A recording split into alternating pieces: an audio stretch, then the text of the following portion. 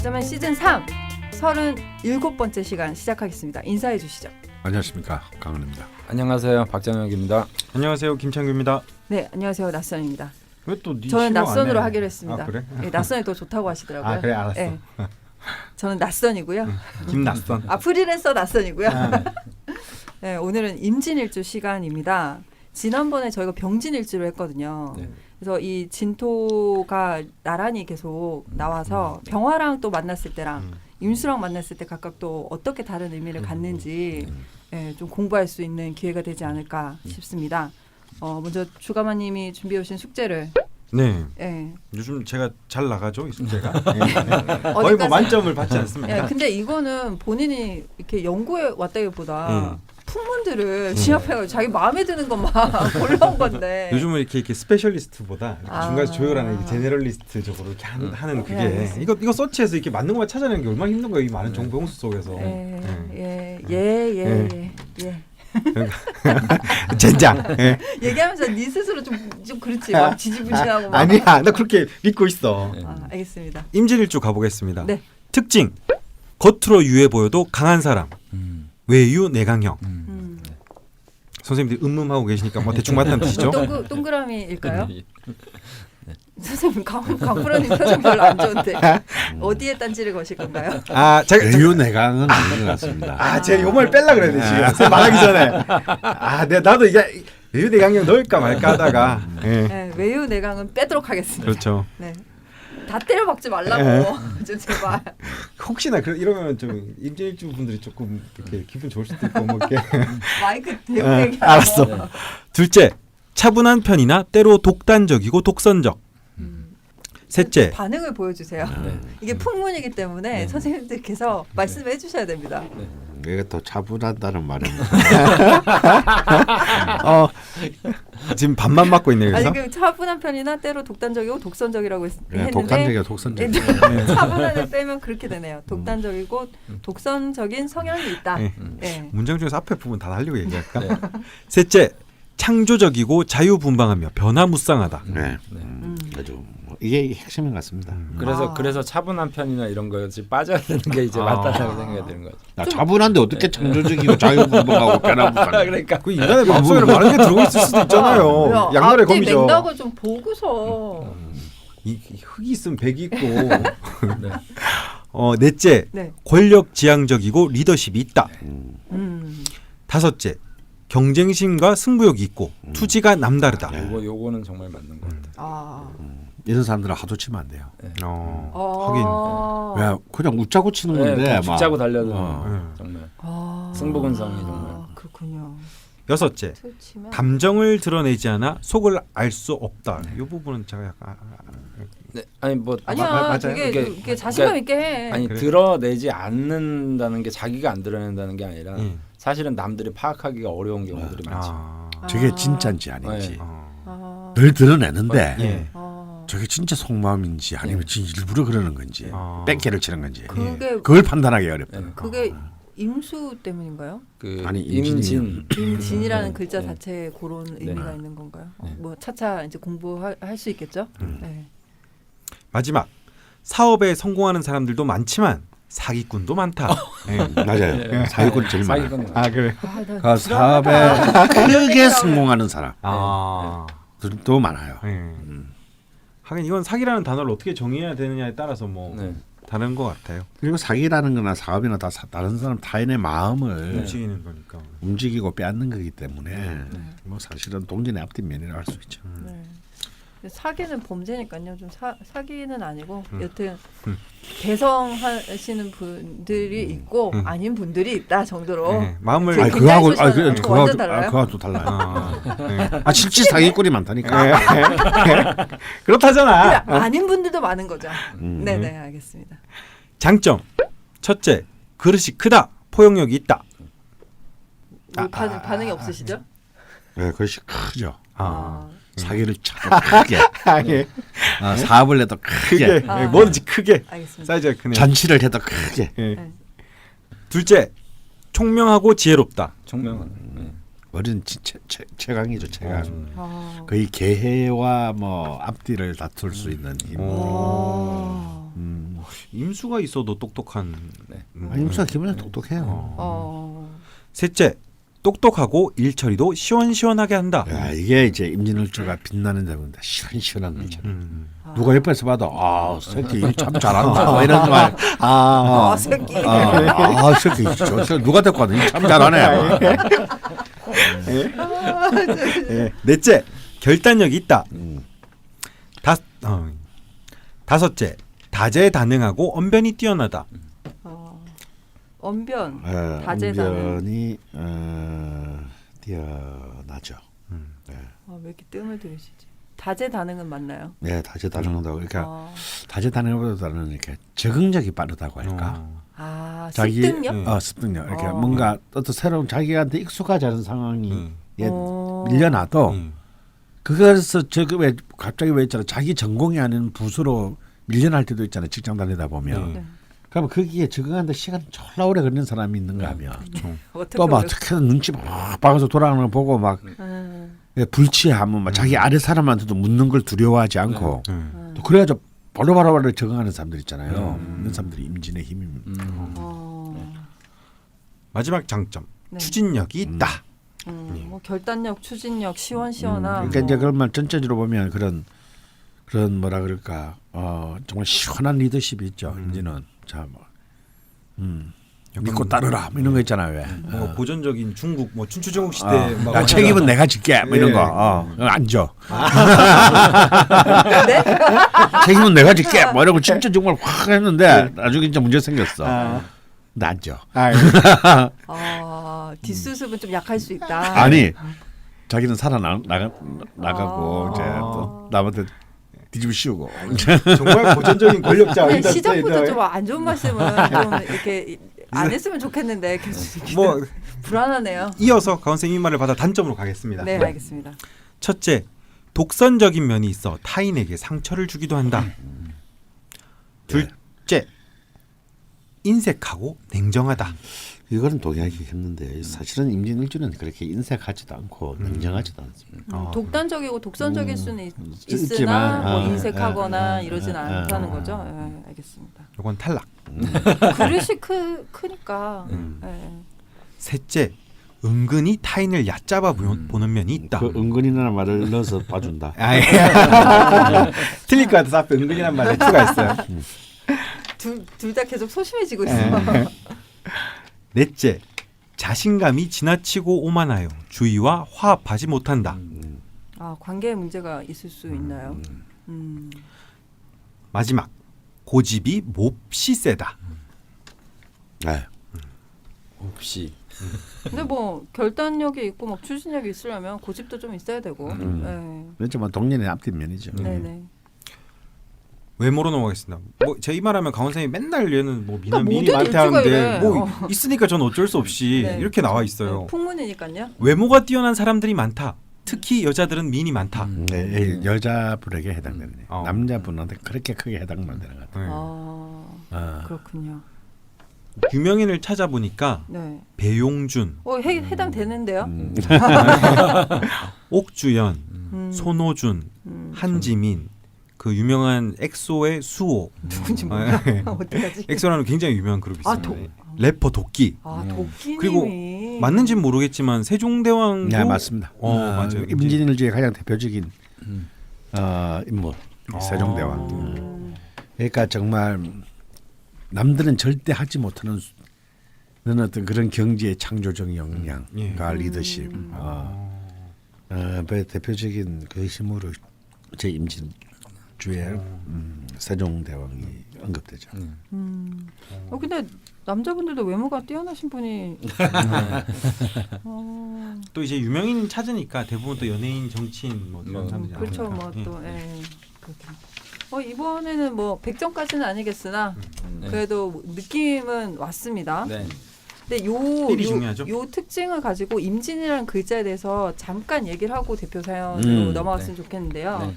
뭐 늘 저희가 일주 얘기를 할 때 지장간 얘기를 많이 하게 맞습니다. 됩니다. 자, 임진은 이제 우리가 십신상으로 보면 그 진토의 전기가 무토임으로 평간이고요. 네. 그런데 이제 12연성이 묘입니다. 묘. 묘. 이 임진이라는 글자는 빛, 그리고 이렇게 이제 화가 하나도 없죠 안에. 예. 을개 무. 예, 정말 뭔가 땅 속에 묻힌 기분이다. 예. 근데 똑같은 편관이지만 일지 편관은 기본적으로 신약하죠. 자기를 극하는 기운이니까. 네. 그런데 개축과 더불어서 개축일주도 그렇고 임진일주도 그렇고 자칫 일지가 편관이지만 절대 이건 약한 편관이 아니에요. 단순히 이제 그 임진이 개강이고 개축이 양인이어서 그런 게 아니고요. 이 개축이나 임진은 글자 안에 전부 다 일간과 비견이나 급지를 이루는 일간과 같은 개수가 숨어 있기 때문입니다. 네. 근데 개축은 비견이 지장간에 있고 네. 임진은 개수가 임수에게는 급제가 되거든요. 네. 그러니까 사실은 스케일이 아무래도 개축보다는 임진이 클 수밖에 없어요. 그래서 거기다가 을목 상관까지 지장간에 있으므로 이 힘은 진짜 정말 지축을 흔드는 언변, 그런 어떤 야망과 어떤 권력욕, 이런 것을 이제 상징하는 글자가 되기도 합니다. 그만큼 또 이 편관이 묘라는 것과 만나게 되면 편관은 끊임없이 막 발산하는 힘인데 막 자기를 막 돋보이고 증명하고 싶어하는데 묘는 또 갇히는 힘이거든요. 굉장히 사실 모순적 힘이 작용합니다. 그래서 이것은 이 편관이면 어쩔 수 없는 이렇게 좋게 말하면 풍운화적인 삶, 나쁘게 말하면 롤러코스터적인 삶, 너무 그 삶의 성취와 어떤 그 패배의 진폭이 굉장히 큰 기운 이런 것이 이제 임진일주의 특징이라고 하죠. 인생이 절대 재미없진 않겠네요, 이분. 재밌죠. 이런 정도의 삶을 살아야 돼. 선생님 너무 막 그런 거 또 좋아하는데. 애정하는 일주인 것 같네요. 전 참 애정합니다. 네. 그 지한 선생님. 임진일주가 그 일주가 가지는 그 자체의 근본적인 어떤 힘들이 네. 이제 지장간에 이제 화가 없긴 하지만 이제 무게합으로 또 암합리에 이제 화를 형성하고 있는 이게 암장이 돼 있거든요. 그러니까 그래서 그래서 아까 이제 그 저 죽돌님이 뭐 그런 말씀하셨잖아요. 뭐 그 인색한 면이 많다. 근데 이제 알게 모르게 이게 재성이 있기 때문에 좀 그렇지 않고 또 자기를 잘 드러내지 않는다. 그런 게 드러내긴 하는데 우리가 이제 들여다보기가 어려운 거죠, 외부에서. 마치 큰 강물에 이렇게 속을 알 수가 없잖아요. 마치 이제 그런 한강 안에 느낌처럼. 뭐가 들었는지. 예, 굉장히 이제 깊은 물이거든요, 임진이. 그래서 생각의 크기도 깊고 남들보다 한 단계 두 단계 더 생각하는 면이 있고 그리고 임수라는 그 일주의 근본적인 특성이 이렇게 좀 이렇게 보면 전에도 말씀드렸지만 선비가 갓을 삐딱하게 이렇게 쓰고 있는 형상이다. 그러니까 세종대왕 같은 경우도 사실은 어떻게 보면 그 한글을 창제할 때 이제 언문이라고 해가지고 그 저 뭐죠 사대주의에 좀 빠져 있었던 사람들에게 질타를 좀 많이 받고 그랬잖아요. 임금이 이제 그런 행위를 왜 하냐. 근데 약간 창조적인 거라든지 이런 것들 패러다임을 바꾸려고 하는 기운들 이게 임진일주가 정말 굉장히 강한 것 같아요. 엄청 큰 바다의 밑바닥에서 솟구쳐 오르는 용과 같은 형상이다. 흥룡, 흥룡이라고 그러죠. 이게 그 지난 시간 병진에는 이 진토가 식신이었는데 이게 편관이 될 때는 정말 또 다른 안에 지장간 글자가 바뀌는 것도 아닌데 정말 다른 의미가 되네요. 그렇죠. 일간하고의 관계에서 다시 의미가 재규정되니까. 사이즈가 임진은 막 바다에서 막 용이 막 뛰는데 울면은 들판에서 토끼가 깡깡깡 뛰잖아요. 와 되게 재밌다 이거 비교해 보니까 깡깡깡 와 용이다. 그것도 청토끼. 네, 청토끼. 제발 그렇게 너를 잘 알고 잘 좀 참 걱정이다 너가. 용이랑 같이 놀고 깡깡깡. 자꾸 막 바다 들어가서 네 간을 갖다 바치고 그러지 않니? 바다에 들어가서. 그러게 저는 사이가 좀 안 좋거든요. 네. 그렇죠. 네, 이렇게 임진이라는 글자에 대해서 이야기를 나눠봤는데요. 예고를 해드렸듯이 임진일주 대표사연은 무지개 622님께서 보내주신 사연입니다. 왜 622일까 제가 살짝 고민해봤는데요. 생일이 6월 22일이시더라고요. 그러네요. 크게 의미가 있지는 않으셨고요. 양력 6월 22일. 양력 85년 6월 22일 해시생 여성분이시고요. 을축년 임오월 임진일 신해시입니다.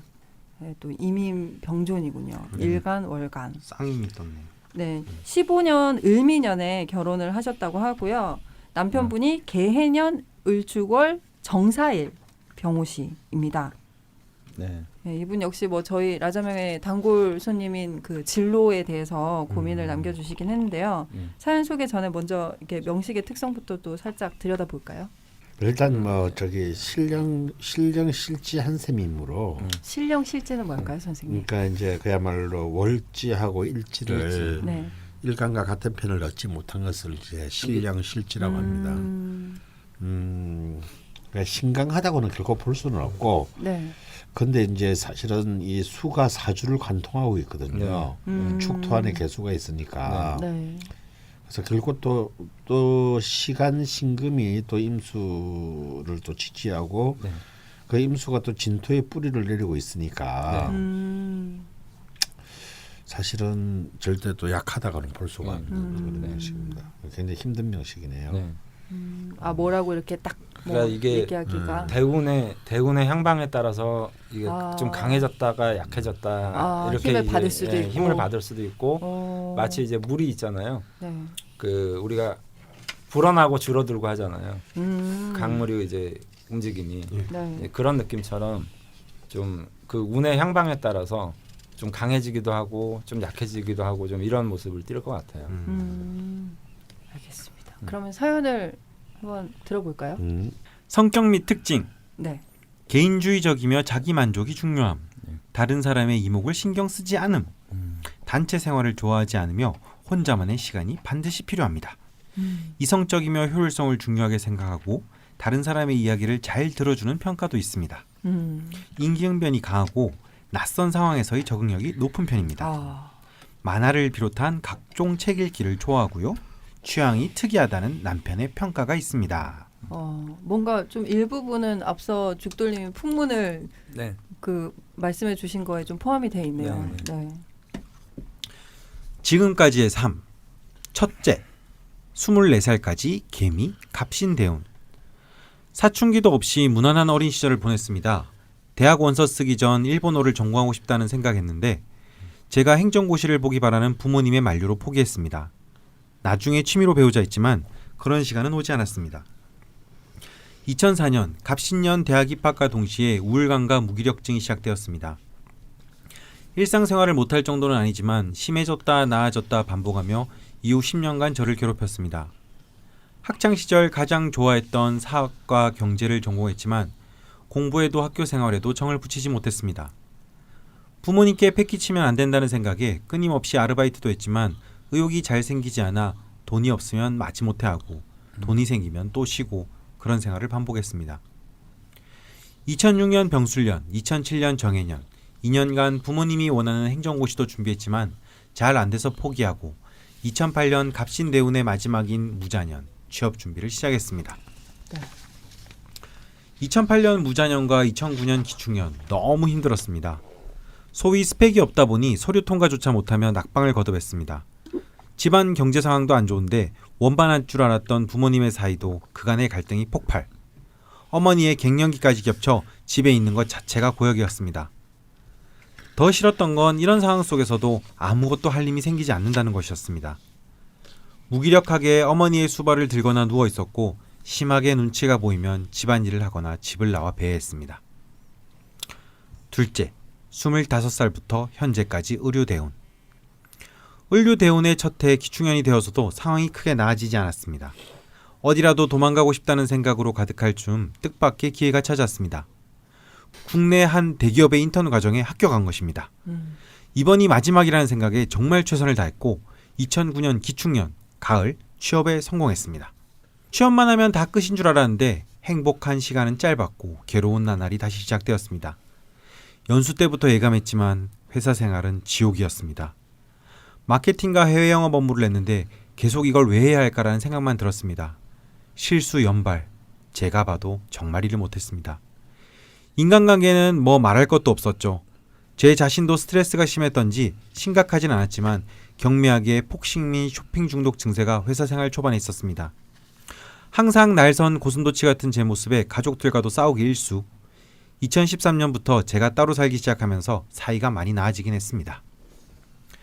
이런 지경에서도 2010년부터 4년 반 동안 회사를 다녔던 이유는 오직 결혼 자금 때문이었습니다.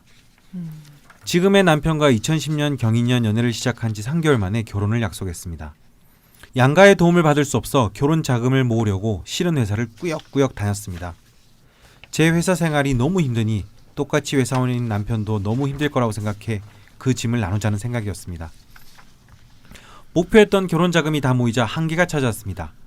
2014년 가보년 해외 출장 중 문득 지금 하고 있는 이 일은 내가 좋아하지도 잘할 수도 없는 일이다. 이제는 그만해야 한다는 생각에 신의 계시처럼 찾아왔고 그렇게 2014년 가보년 5월 퇴사했습니다. 이 퇴사가 지금까지도 제 인생에서 가장 큰 사건입니다. 퇴사하면서 제가 이제야 진짜 어른이 되었다고 생각했습니다. 그리고 10년간 계속된 무기력함이 서서히 치유되기 시작했습니다. 회사를 그만두고서는 뭘 해야 할지 몰랐고 그저 아무것도 안 하고 싶었습니다. 주변에 자격증 공부하겠다고 말하고 공부하긴 했지만 공부보다 더 열심히 요가를 했습니다. 그렇게 시간을 보내다 2015년 을미년 결혼했고 2016년 병신년까지 자격증 시험도 봤지만 모두 떨어졌습니다. 뭔가 좀 해보고 싶다는 생각이 제대로 든 것은 퇴사하고 2년 후 2016년 병신년부터였습니다. 아무리 생각해도 기존의 경력을 살려 일하고 싶지 않았고 하고 싶은 것도 여전히 구체적이지 않았습니다. 뭐라도 해야 한다는 불안감에 공무원 시험 준비를 시작했습니다. 병신년 내내 불안한 미래, 3년간 지지부진하고 이어지는 공부, 결혼 생활에서 오는 스트레스 때문에 너무 힘들었습니다. 평소 잘 마시지 않던 술이 늘었고 덕분에 강원 선생님의 명리책도 접하게 되었습니다. 종교도 가져보려 하고 심리학도 공부하는 등 갖은 방법을 써봤지만 제 마음에 와닿는 것은 좌파명이었습니다. 각각의 명식은 그 명식의 개성대로 존엄하다는 말이 잊혀지지 않았습니다. 제가 이 말씀 때문에 방송을 하거든요. 사실 진짜 이럴 때 되게 멋있는데. 사기야 사기. 사기래요? 선생님 임진일주 아니시잖아요. 나는 임진일주가 너무 부러운데. 뭔가 둘 다 무신으로 다 사이즈가 큰 사기꾼 같은 느낌인데. 좀 더 진득하니 공부를 하고 싶었지만 일단 내 눈앞에 닥친 공무원 시험에 열중하자는 마음이었죠. 2017년 정유년 만반의 준비를 하고 3번의 시험을 봤지만 모두 합격하지 못했습니다. 괴로움에 잠자지 못했고 입맛이 없어 밥 먹지 못했습니다. 더 이상 공부할 힘도 남지 않아 다 그만두자는 생각에 집 근처에 있는 작은 회사에 무작정 취업했습니다. 그런데 그 회사도 여러 가지 문제로 2달 만에 나오게 되었습니다. 시험도 재취업도 모두 실패한 제 자신이 싫었습니다. 스스로가 멸종해야 하는 동물처럼 느껴졌습니다. 강원 선생님이 평관의 묘는 항상 명랑함을 가지고 살아야 한다고 말씀하셨는데 잘 되지 않았습니다. 남편의 위로가 고마웠지만 괜찮았다 울적했다를 반복했고 가끔 술을 마시면 남편에게 신세 한탄을 하면서 정유년을 마감했습니다. 그래도 시간이 약인지 2018년 무술년 현재 또 그럭저럭 잘 지내고 있습니다. 도서관에서 기간제로 일하며 경제활동을 다시 시작했고 무탈한 결혼생활, 건강한 가족들에게 감사하며 지내고 있습니다. 혹시나 하는 생각에 공무원 시험도 치고는 있는데 이것도 올해를 마지막으로 손 떼려 합니다. 병신년과 정유년이 너무 힘들었지만 그 덕에 제가 좀 더 어른이 되었다고 생각합니다. 아직도 무엇을 해야 할지 어떻게 살아야 할지는 막연하지만 그건 죽기 전까지 고민할 수밖에 없는 문제이니 여유를 가지고 길게 보려 합니다. 네, 이렇게 사연을 보내주셨는데 네. 잘 모르는 제가 보기에도 지금 힘드셨다는 네. 부분의 대운이 갑신 을류. 원료. 네, 이제 을류 대운의 마지막 무술년에 네. 있으시고 네. 내년에 이제 병술 대운으로 전환이 됩니다. 네. 그래서였을까요? 저에게 사연을 보내셨네요. 네. 여태까지 저희가 한 이제 몇 년 하면서 보니까 네. 꼭 뭔가 전환되기 직전, 네. 네, 그죠? 터널의 끝쯤에서 저희 쪽에 사연을 보내주시는 분들이 네. 많으셨거든요. 네. 어떤가요? 네. 일단 뭐 사연을 쭉 이렇게 들어봤는데요. 네, 이제 저는 왜 자꾸 다른 생각이 드는 게 네, 이분 사주가 그렇게 좀 왜 힘들까 자꾸 생각을 해봤어요. 네, 네. 힘들 이유가 별로 없을 것 같은데 네. 이분 입장에서만 힘든 건가 내가 아니면 이해하지 못하는 건가 뭐 이런 것들이거든요. 네. 근데 한 가지 좀 그 제가 임진일주들 아니면 저런 임수일주와 관련된 유형의 사주들을 얘기를 할 때 꼭 네. 하는 얘기가 좀 살면서 좀 멘토가 없는 사람들이다 이런 얘기를 많이 하거든요. 그러니까 좀 워낙에 좀 개인적인 분들이 많고요. 네. 그다음에 자기 창조적이라든지 뭐 이런 것들이 좀 강한 분들이라서 그 집단과 조직 생활을 할 때 좀 어려움을 겪는 경우들을 굉장히 많이 봤어요. 근데 이제 뭐 태생적으로 이제 오행의 어떤 여러 가지 조건들은 다 갖추고 있으니까 네. 자꾸만 원턴 원하지 않던 이제 사회생활을 자꾸 시도를 하게 되는 거죠. 사주에 이게 기본적인 내용들이 있으니까. 근데 분명한 거는 이제 조직생활 자체에 좀 적응하기가 어려운데 그게 사실은 조직이라는 어떤 시스템의 문제라기보다는 약간 인간관계에서 오는 문제가 아닐까라는 생각이 자꾸 들거든요. 그래서 통상적으로 우리가 고등학교까지 다닐 때는 별 문제 없다가 대학 들어오면 자율적으로 자기가 사람을 만나야 되고 막 이런 이제 관계가 됐을 때 이제 좀 문제가 생기는 경우들이 많이 있더라고요. 그래서 쭉 지난 그 대운 그렇게 뭐 인생을 오래 사신 분은 아니지만 네. 이런 24세 전에 그 네. 갑신대운 그리고 이제 25세 이후에 이제 지금 이제 막바지는 을류대운까지를 네. 쭉 다 같이 검토했을 때 네. 이미 자신의 그 처음 시작할 때 성격 및 특징에서 본인을 스스로 규정한 얘기 있잖아요. 네.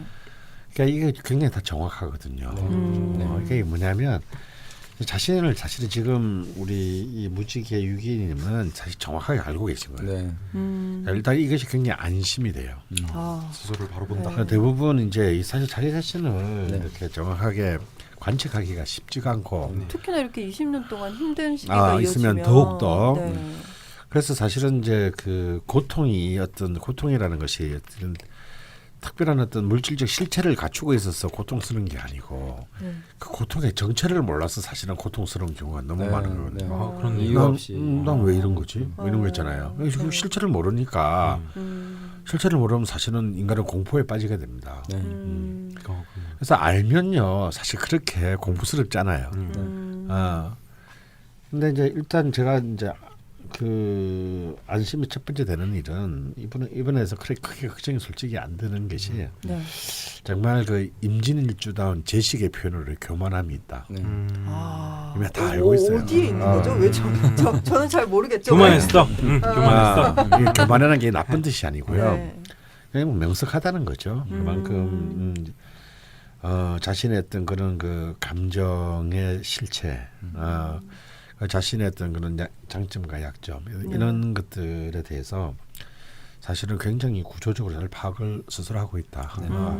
갖추고 있는 능력을 가지고 있다라는 생각이 듭니다. 그래서 이번엔 뭘 하느냐 안 하느냐 이런 부분의 문제는 사실 별 중요한 것이 아니다라는 생각이 들어요. 다만 을류대운의 이제 유금소운, 그러니까 최근 4, 5년 동안에 선택을 하신 게 저는 조금 이렇게 명식상으로 볼 때 좀 잘못된 선택이 아닌가. 시험 쪽이요. 공무원 시험을 준비하는 것이 타이밍도 별로 좋지 않았지만 사실 이 명식에서는 을류대운 뭐 상관대운이니까. 그렇게 해서 권장할 만한 일은 아니고 또 그게 만약에 시험에 분다 하더라도 과연 대기업 다니면서 그때 고통스러웠던 것보다 훨씬 더 좋을까라는 부분에 대해서 좀 의심스럽습니다. 그러려고 안 되신 거네요. 아니 뭐 그럴 수도 있고요. 근데 좀 안 될 것 같습니다. 올해도요. 그 지금 이제 좀 올해까지만 해보고. 근데 왜냐하면 저는 그 말이 걸려요. 본인이 고등학교 졸업하고 대학교 갈 때 일본어과를 가고 싶어 했는데 그걸 이제 못 갔다고 했어요. 저 그게 사실은 가장 크게 걸립니다. 왜냐하면 제가 보기에 이명식의 용신은 을목이거든요. 근데 지금 그 갑신대운의 그 갑목의 기운이 강할 때, 자신의 용신의 기운이 굉장히 강할 때, 그 일본어는 또 목이란 말이지. 일본어가 을목이라고 볼 수 있는데 그걸 갖다가 본인이 스스로 이제 딱 꼴려서 끌린 거예요, 그게. 근데 엄마가 하지 말라 그랬어. 귀신인 신금 엄마가 말렸어요. 그래서 을목이 깨갱한 겁니다. 아 여기 을목 일본어과 과외 선생님이 있었는데 이제 안 하지만 예, 그게 걸려요. 여기서부터 이제 약간 이제 그래서 대학을 가면서부터 이제 정작 대학에 들어서 신금 기간 편인 이 기간 동안에 굉장히 많은 방황을 하고 힘든 시간을 내가 뭐 때문에 산지 모르겠다라는 혼돈의 시간을 굉장히 무기력하고 를 보낸 겁니다. 근데 어쨌건 지금 질문이 뭘 해야 될지도 모르겠고 자기가 뭘 하고 싶은지도 모르겠고 라는 표현이 와닿는 게 지금 20년 동안 계속 무기력한 상태로 지내셨다면 근데 어쨌건 뭘 하고 있긴 했는데 결과는 없었고 그러다 보면 저 같아도 잘 모를 것 같거든요. 아니에요. 제가 보기에 이분은요 굉장히 치열하고 투쟁적으로 사셨어요. 다만 결과가 자기한테 마음에 안 드는 결과가 있을 뿐이죠. 자 보세요. 이분은 학교를 갔다가 어쨌거나 졸업하고 막 힘들게 인턴 인생을 거쳐서 남들이 다 선망하는 그런 대기업에 입사도 하고 다음에 시험 준비도 하고 그리고 자기 돈으로 벌어가지고 결혼 자금을 벌어서 회사를 그만두고 결혼도 하고 그러네요. 그렇죠. 그리고 아기는 낳았나요? 아직 안 낳았어요. 아기는 아직 안 낳았지만 하여튼 계획도 있으십니다.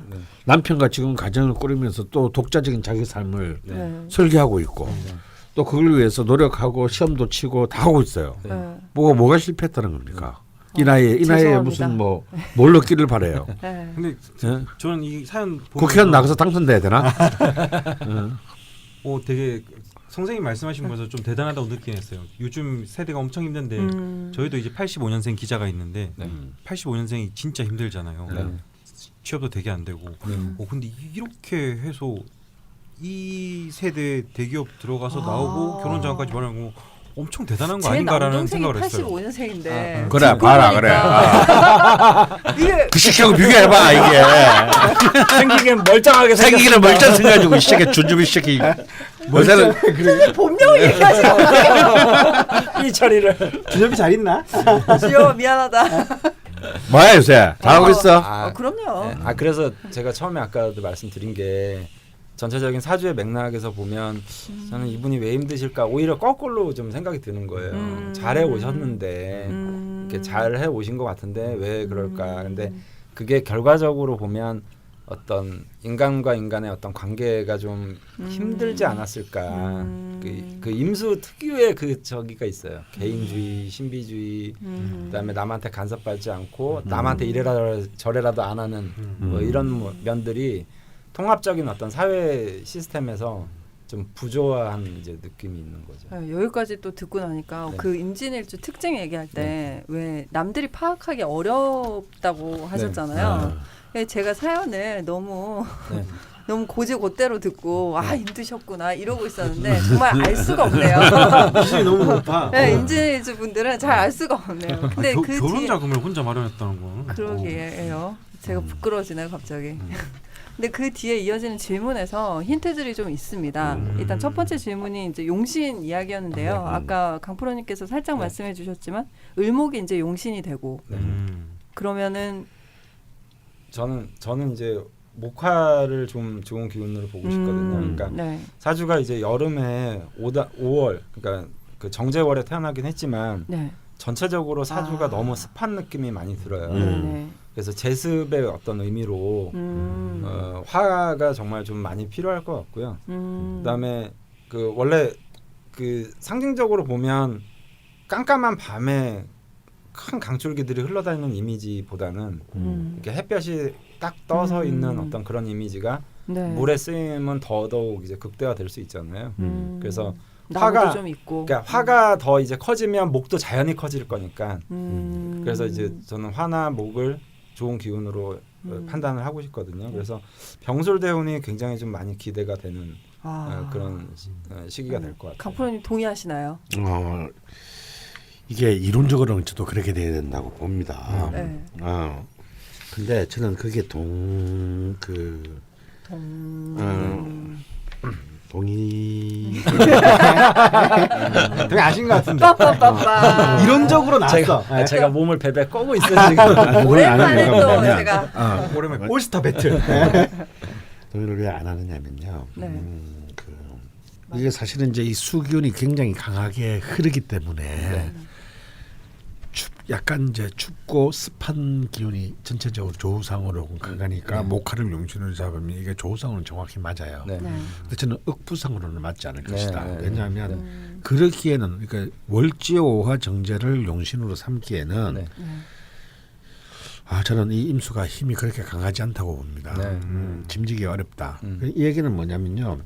자신의 어쨌거나 용신이 됐든 희신이 됐든 그 을류대운에 들었었을 때 네. 이분이 드디어 그렇게 힘들게 노력을 해가지고 처음에는 고시 공부하다가 그 다음에는 인턴으로 해가지고 들어서 입사를 일단 했거든요. 네. 그 만약에 이분이 오화를 용신으로 쓸 수 있었다면 네. 여기에 적응이 잘 됐을 거예요.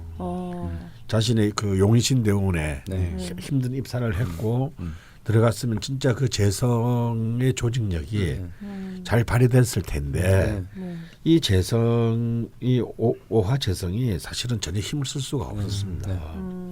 하물며 자신의 용신 대운에 그래서 이분은 그냥 딱 정말 자기가 필요한 최소한의 목표만을 정하고 쓰고 그냥 포기한 거죠. 네. 이게 이른바 대기업의 정제적 삶을. 왜냐하면 여기서 이 사람은 전혀 어떤 자신의 삶의 어떤 그런 기쁨이나 만족, 행복을 느끼지 못했기 때문입니다. 네. 그러니까 이거는 뭐냐면 임수가 오화를 거느릴 수가 없다라고 근데 봐야 되는 거죠. 여기서 궁금한 게 그럼 대운이 앞으로 네. 화로 흐르는데 네. 화는 엄밀하게 따지면 밑에 쪽은 이제 금수로 흐르는 거고요. 이제 위쪽이 이제 목화로 흐르는 네, 그래서 거죠. 이거는 제가 볼 때는 용신에보다는 한신 정도로 두는 것이 좋겠다. 네. 을목을 만약에 상관을 용신으로 두면 네. 이것은 하시니까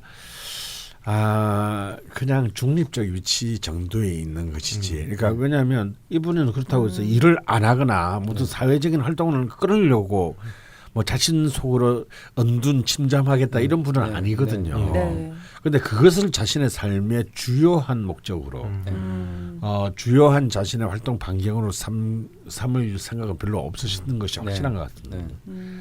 그렇기 때문에 저는 볼 때 이 오화를 짐지기에는 임수가 강하지 못하다. 세력은 더 센데 이게 득세한 자의 슬픔이에요.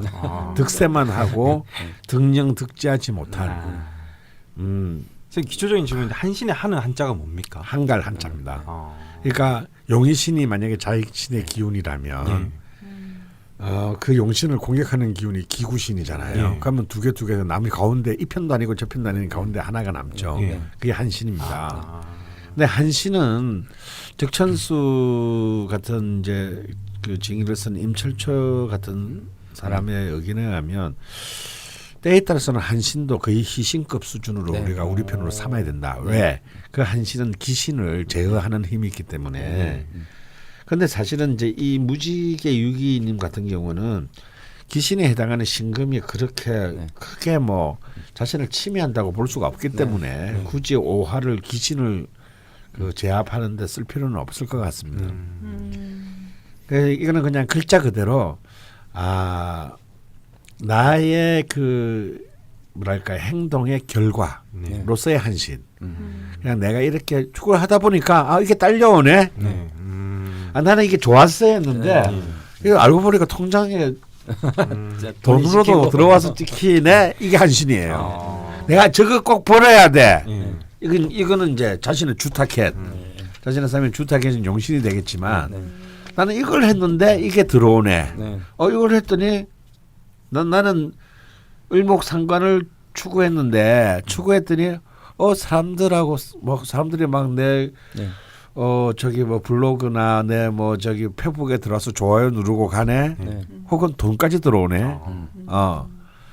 이게 한신의 딱 지위인 거거든요. 그러면 그 따라오네. 인턴 생활을 하셨던 것도 인턴 생활 이후에 이제 계속 직장 생활을 참고 하신 것도 결혼 자금 딱 모으고 그렇죠. 딱 그까지만 하고 이제 딱 그만두신.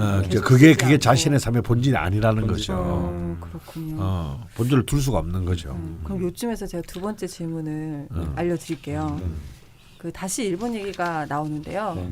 언젠가는 저도 하고 싶은 일이 생길까요? 예술적 재능이 있는 것도 아니고 예전 회사에서 했던 일은 저와 안 맞고 지원했던 시험도 모두 안 됐고 사실 지금 전 어찌해야 좋을지 모르는 상태입니다. 2017년 2달 다닌 회사를 그만두면서 묻지도 따지지도 않는 취업이 얼마나 위험한지 뼈저리게 그럼요. 느꼈습니다. 예, 특히나 그, 임진일주시고 네. 그런 이런 짓 하면 안 돼요. 일주가 아니더라도 네, 모든 그렇죠. 일주는 이런 짓을 하면 안 돼요. 야, 근데 요즘 세상이 워낙 힘들다 보니까 일단 되면은 이 생각 없는 취업, 예. 이것이 사람을 갉아먹습니다. 그리고 저라는 사람은 자기가 마음으로 원하는 일을 해야 한다는 여보, 것도 이게 정답이에요. 다 알고 계시네요. 네. 그러니까 소름. 그래서 더 고민이 됩니다. 전 제가 뭘 원하는지 모르겠습니다. 아이도 계획하고 있는데 출산을 하고 나면 이제 아무것도 하지 못할까 두렵기만 합니다. 어릴 때부터 일본 드라마나 만화를 좋아해서 대학 때 일본어를 전공할까 잠시 생각했었는데 현재는 일본의 사회 현상이 우리나라에 영향을 미치는 강도가 세지고 또 주기도 점점 빨라진다는 것을 느껴서 이런 걸 한번 공부해보고 싶다는 네. 생각이 듭니다. 일본어를 제대로 공부해보려고도 하고 있고요. 네. 제 사주에 혹시 일본과의 관련성이 드러나 있을까요? 라는 질문을 주셨거든요. 근데 아까 강프로님께서 그러네요. 내가 말했던 게 뒤에 얘기 다 있네. 네. 그렇죠. 아직 느끼시나 봐요. 네. 그 을목이나. 근데 또 일본은 화 쪽 아닌가요? 아니요, 목입니다. 을목이에요. 완전 목으로 가야 돼요. 한국은 이제 갑인이고요. 일본은 을묘예요. 갑인 을묘라고요? 그러니까 나 왜 이걸 이제 알았니? 우와 신기하다. 그 한국은 어쨌든 간방해가지고 그 목으로 이제 보는데 그 중에서 간목으로 이제 많이 규정을 하거든요. 그리고 이제 병화로 보는 이론도 있어요. 그러니까 일본 자체를 이제 병화. 그래서 이제 가장 동쪽에 있잖아요. 동아시아권 국가 중에서도. 그래서 이제 병화로 보는 관점이 있어서 전에 어떤 분은 그런 얘기를 하더라고요. 진짜 동방예의지국은 일본이고 우리나라는 이제 동방인의지국이다. 햇불 쬐면. 재밌는 표현이에요. 근데 이제 얘라는 게 원래 햇볕을 의미하는 거거든요. 그렇죠. 또 일본 애들이 딱 네, 인사들을 막 네, 절도 네. 있고 그렇죠. 아우 재수 없어. 그러니까 형식주의 형식주의 뭐 질서 절차 막 이런 거를 되게 따지는데 이제 겉다르고 속다르고 하지만 걔들 정의롭지 못해. 하지만 맛있는 게 많잖아요. 맛있는 것이 많아. 용서할 수 있어. 모든 게 용서되는. 네. 네. 그럼 그 강프로님께서 우선 일본 쪽 말씀을 네, 해주셨는데 일본은 저는 화가 절대로 아니라고 봅니다. 일본이야말로 목의 나라인데 네. 일본은 철저히 이제 음목의 나라죠. 일본과의 관련성 네. 왜 있는 거죠? 그러면 저는 여기에 정답이 있다고 보는데요. 네. 일단 그 무지개 유기는 저는 이런 말씀을 해드리고 싶어요. 네. 지금 나이가 이제 30대 딱 중간을 네. 돌파하고 있는데 사실은 졸라리 어린 나이다라고 생각합니다. 그냥 어린 게 아니라 다른 형용사는 없어요? 졸라리보다 매우 매우 감사합니다. 몹시 즐거운 나이. 부서군요. 네. 갑자기 이렇게 아무 느낌이 없지? 좀 그렇긴 하네요. 네. 하던 대로 해주시죠.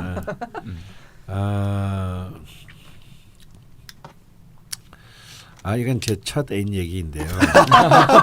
갑자기 첫 애인님 언제예요 도대체? 임진을 주셨나요? 아닙니다. 근데 그건 아니지만 그냥 대학교를 졸업하자마자 그냥 결혼을 해서 그냥 주부로서 쭉 살았어요. 애 둘을 놓고 키우고. 첫 애인이랑 결혼하신 건가요? 아니, 그러니까 첫 애인이 저랑 헤어지고 결혼을 놀래라. 해서 그럴 리가 없는 분인데.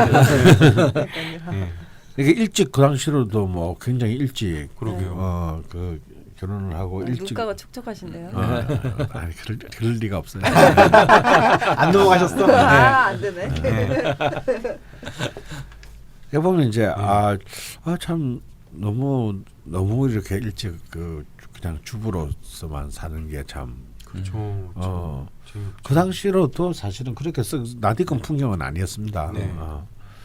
근데 또 저렇게 또 어찌 보면 막 남편 벌어다 주는 돈으로 팔자 좋게 살다가 가는가 보다 했더니 이제 애들을 다 키우고 난 뒤에 40대 중반에 다시 공부를 시작을 해가지고 박사하겠다고 굉장히 강의도 하고 막 사회활동도 열심히 하고 새로운 또 제2의 인생에 또 여기서 가더라고요.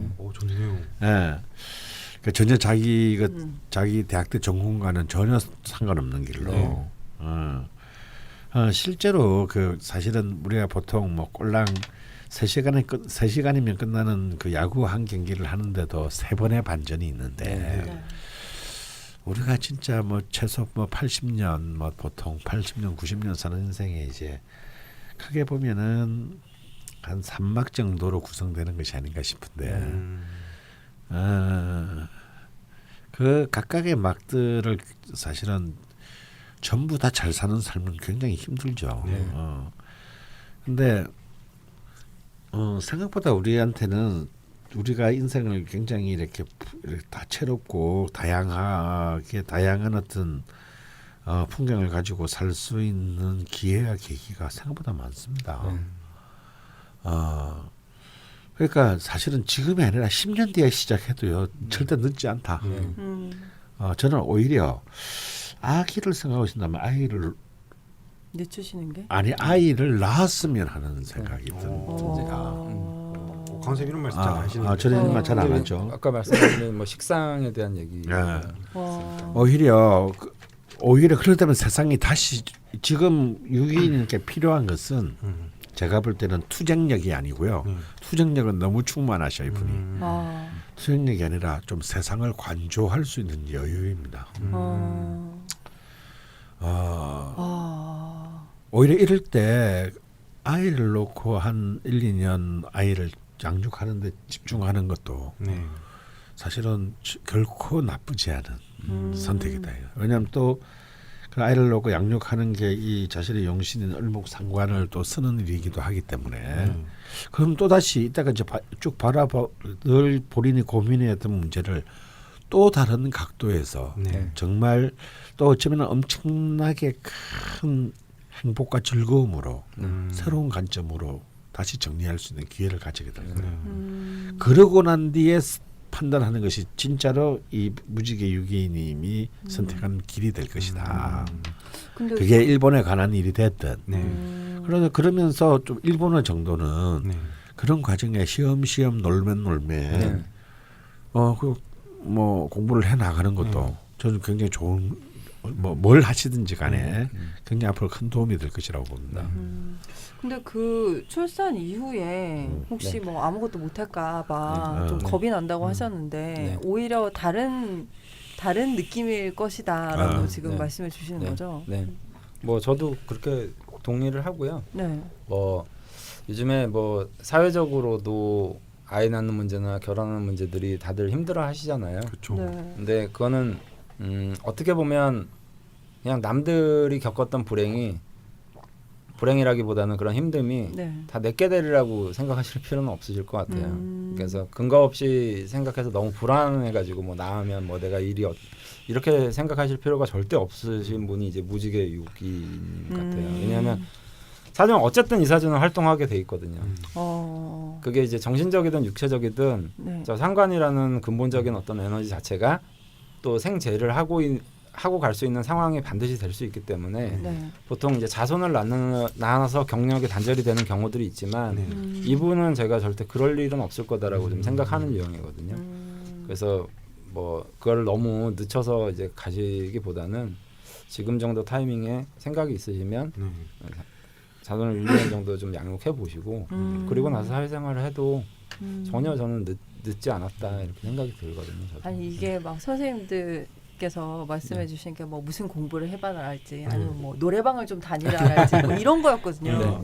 근데 아이를 출산에 하는 게 도움이 될 수 있다라고 하시는데 이게 제 입장에서는 저는 개인적으로 이렇게 애 낳는 걸 이렇게 쉽게 얘기해도 되나 살짝 걱정은 되는데 어쨌건 지금 뭐 말씀하시는 게 뭘 원하는지 나는 모르겠다라고 하셨지만 사실은 어느 정도는 알고 계시고 그리고 본인에 대해서 정말 잘 해석하고 알고 계시기 때문에 뭐 앞으로 또 대운이 바뀌고 하면은 좀 뭐 구체화가 된다든지 하실 거고 거기에 이제 출산을 해서 1, 2년 양육을 하면서 뭐 다른 일본어 공부를 하시는 것도 좀 더 그 구체화에 좀 더 도움이 될 수 있다. 라는 오히려 출산을 하고 아기를 좀 키우고 난 뒤에는 정말 더욱더 현실적이고 선명하게 자신의 일이 오히려 힘들어서 포기하는 게 아니라요. 더 현명하고 선명하게 우리도 확신을 가지고 자신의 비전을 만들 수 있을 것 같다는 생각이 들어요. 왜냐하면요. 두 가지인데 예를 들어서 이런 분 돌아가신 박완서 작가가 소설가로 그 남욱으로 데뷔한 해가 40살입니다. 아 그래요? 40살에 데뷔했어요? 정말 이제 그 대학교 1학년 딱 시작 입학하자마자 전쟁이 났잖아요. 그래서 이분은 사실 학교를 한 달밖에 못 다녀봤어요. 네.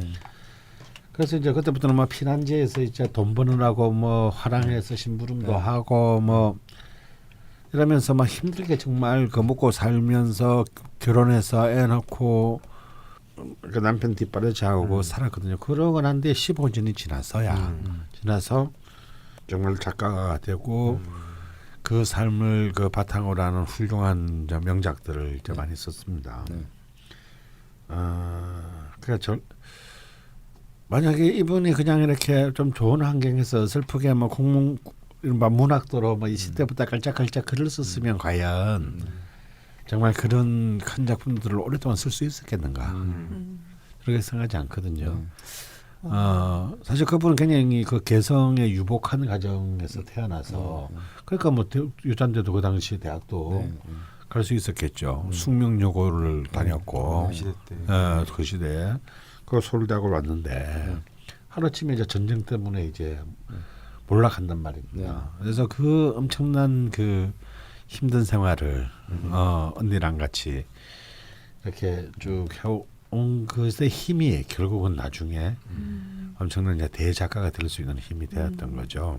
근데 그 메시지가 되게 더 희망적인 게요. 예전에 40살이면 진짜 많은 거잖아요. 진짜 많은 거죠. 네. 지금의 한 50이라고 봐야지 네. 최소한. 지금 40은 10년씩 빼야 돼. 10년 빼야 돼. 별거 아니니까. 그러니까 이분이 지금 올해 34시니까 24시라고 보셔도 저는 무방하리라고 봐요. 네. 그리고 지금 내년부터 두 분 다 이제 남편분 그래서 제가 또 애를 한번 낳아봐라라고 한 이유가 네. 두 분 다 재성대원으로 흐르는데 그게 또 세 번째 질문이거든요.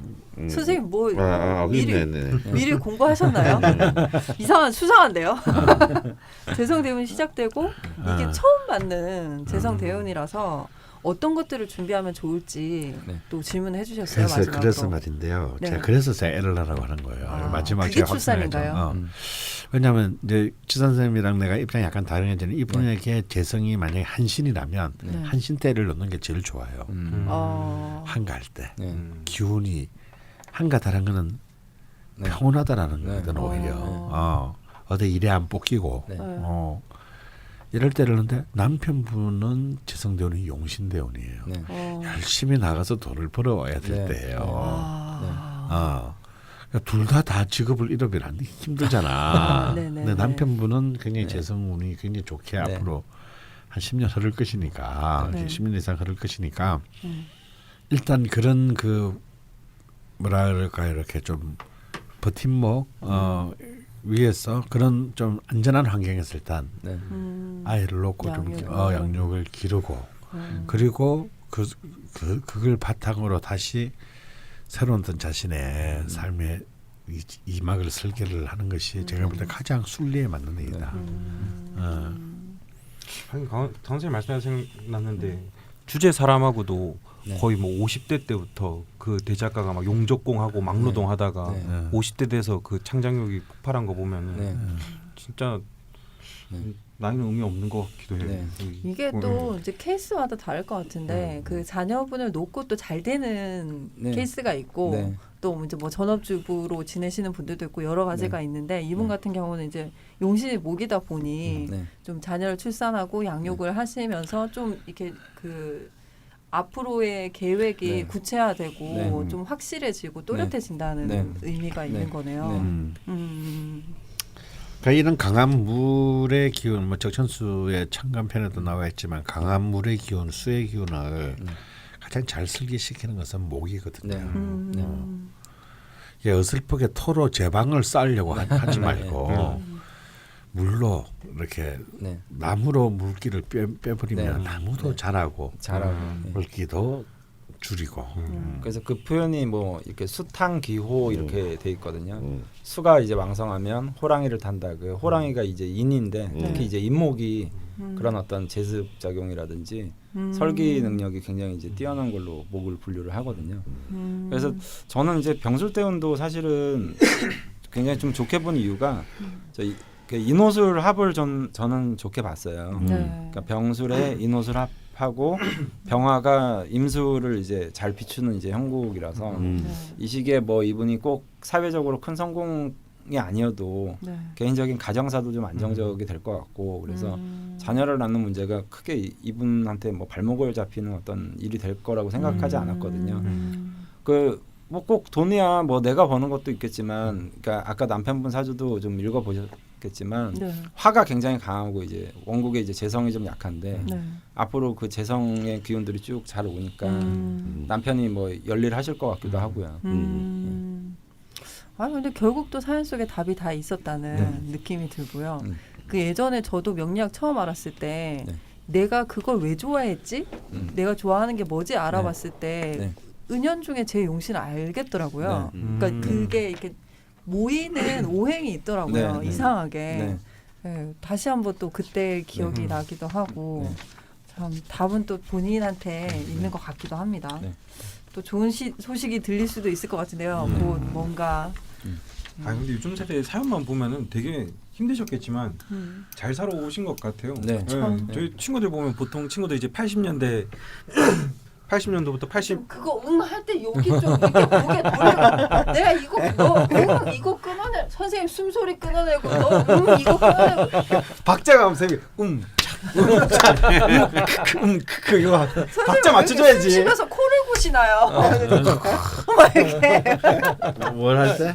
숨을 쉬시는 건데 이거 나중에 코를 고세요. 비트박스 만들어줘.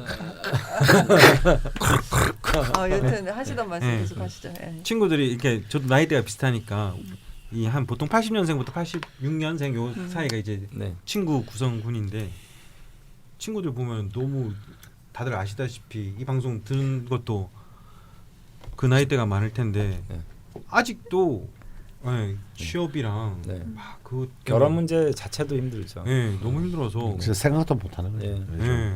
어쩌면 저희 친구들 이 세대 친구들이 보면 되게 부러워할지도 모르겠어요. 어떻게 보면 이분은 굉장히 용감하게도 난 결혼하겠다는 목표를 가지고 일단 남들이 요즘에 가장 힘들어하는 그 결혼 문제를 자기 스스로 또 해결하신 것만 해도 두렵거든요, 사실 요즘 세상에는. 그러니까 대단한 의지가 있으신 분이고. 그리고 제 주위에도 친구들도 그냥 한 4, 5년 실업자 되게 흔해요. 그냥 무지개 유기님께 자신을 믿으라는 말을 마지막으로 해드리고 싶어요. 본인을 믿으시라. 어떻게 해도 되실 분이니까 자신을 믿어요. 나도 그런 말 좀 들어봤으면 좋겠다. 집어넣어 신지로. 무신이 그런 말을 듣기를 바래. 무신 따위가. 우리는 쓰레기야. 무신이 분들 사연을 안 보내시네요. 쓰레기 소리들. 정말. 제가 지금 진짜 막 이런 진로 고민이 이제 남녀 같지가 않거든요, 사실. 안정된 직장을 포기했기 때문에. 남녀 같지 않은데 참 부럽네요. 바나나가 아니고 무지개. 저희 세대는 다 나중에 어떻게 할지 고민이에요. 뭐 어떻게 살지? 근데 나는 뭐 인공지능이 먹여 살려줄 거야. 뭐 입에 풀칠만 하고 살았으면 좋겠는데. 여튼 여기까지 무지개 유기님 사연을 가지고 저희가 임진일주 대표 사연 이야기를 나눠봤습니다. 대표 사연 보내주신 무지개 622님께 감사 말씀드리고요. 임진일주 첫 번째 시간 마무리하기 전에 혹시 좋은 제목 같은 거 뭐 떠오르신 분이 있으신지 한번 그냥 살짝 체크만 하고 넘어가도록 하겠습니다. 너 자신을 알라. 그거 쓴것 같은데 옛날에. 비슷한 거 있었건 같긴 해. 너 자신을 믿어라잖아요. 이거는 일단 너 자신을 믿어라 킵하고 그럼 넘어가도록 하겠습니다. 라자면 시즌 3은 육식갑자 대장정으로 진행되고 있습니다. 육식갑자 순서와 상관없이 내가 이 일주의 대표 사연이다 하시는 분들은 대표 사연 모집에 도전해 주시면 되고요. 오늘은 임진일주 첫 번째 시간 이야기 나눠봤고 다음 시간에는 임진일주 추가 사연과 남심여심 공약도 해보도록 하겠습니다. 임진일주 다음으로 또 이야기 나눌 육식갑자 대장정의 21번째 일주는 기후일주입니다. 오랜만에 또 기토를 만나게 되는데요. 죽돌님 대본을 접으시면 안 되고 마무리는 죽도님 해주셔야죠. 아 그럼 뭐가 있나요? 아 대본을 이렇게 안 봅니다. 써면 뭐합니까? 임진일주 첫 번째 시간 이것으로 마치겠습니다. 감사합니다. 수고하셨습니다.